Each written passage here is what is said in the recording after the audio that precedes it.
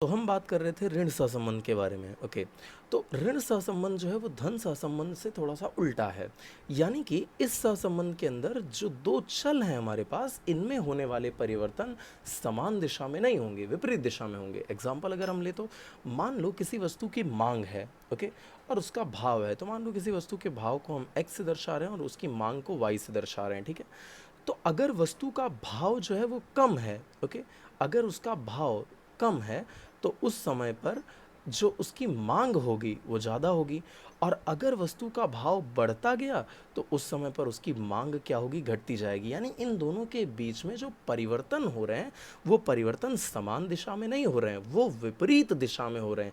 एक जब कम हो रहा है तो दूसरा बढ़ जा रहा है, और जब दूसरा बढ़ रहा है तो पहला कम हो जा रहा है। यानी इन दोनों के बीच में विपरीत दिशा में परिवर्तन हो रहा है, और क्योंकि विपरीत दिशा में परिवर्तन हो रहा है तो इस प्रकार के सहसंबंध को हम नाम देंगे ऋण सहसंबंध। ओके।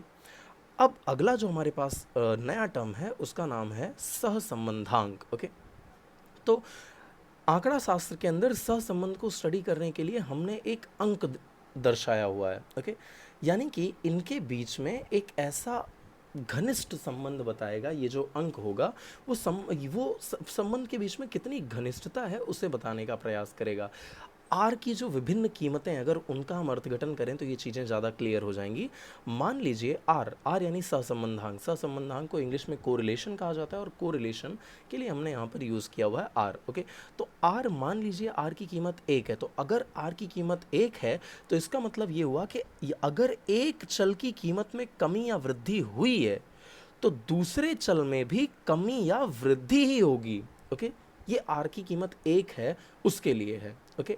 अगर आर की कीमत -1 हो जाती है तो इसका मतलब ये हुआ कि एक की कीमत में कमी या वृद्धि हुई है तो दूसरे में उसका उल्टा होगा, माइनस, ऋण चिन्ह बता रहा है कि दोनों घटनाएं विपरीत होंगी।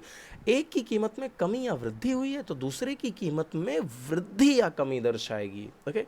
तो ये है हमारे पास आर की कीमतों के अर्थघटन। ओके। अगर आर की कीमत एक के एकदम नज़दीक है तो उनकी घनिष्ठता बहुत ज़्यादा है।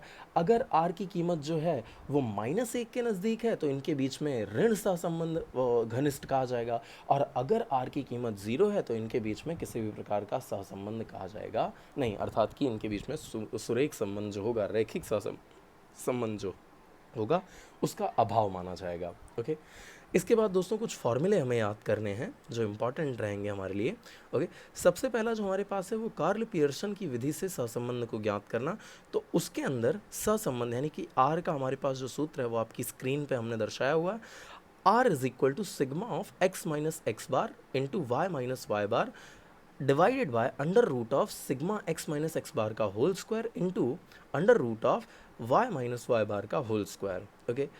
अब खास ध्यान क्या रखना है दोस्तों आपको, ये सारे फॉर्मूले तो तैयार करने हैं लेकिन उसके साथ आपको ये भी ध्यान रखना है कि इनका उपयोग कहाँ कहाँ पे करना है।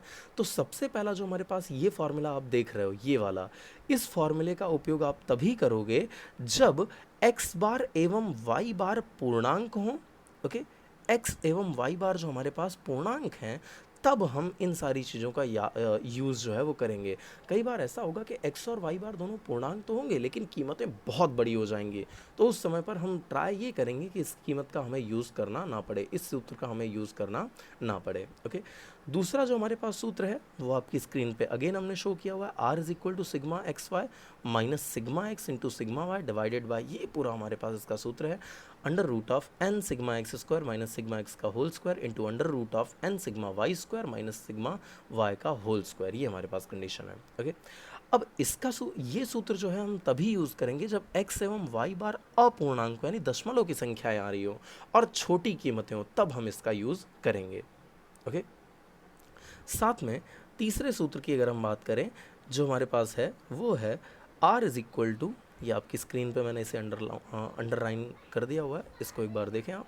इसका यूज़ अब कब करेंगे, तो इसका यूज़ हम तब करेंगे जब ये x बार एवं y बार अपूर्णांक भी हों एवं बड़े भी हों।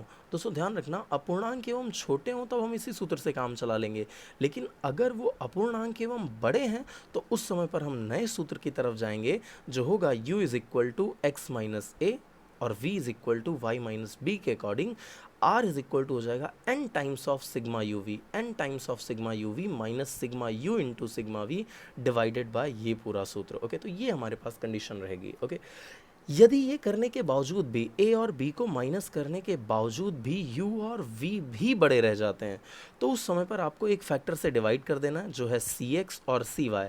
वी को जो हम डिवाइड करेंगे वो सी एक्स से, सी वाई से सॉरी, और यू को जो हम डिवाइड करेंगे वो सी एक्स से डिवाइड करेंगे।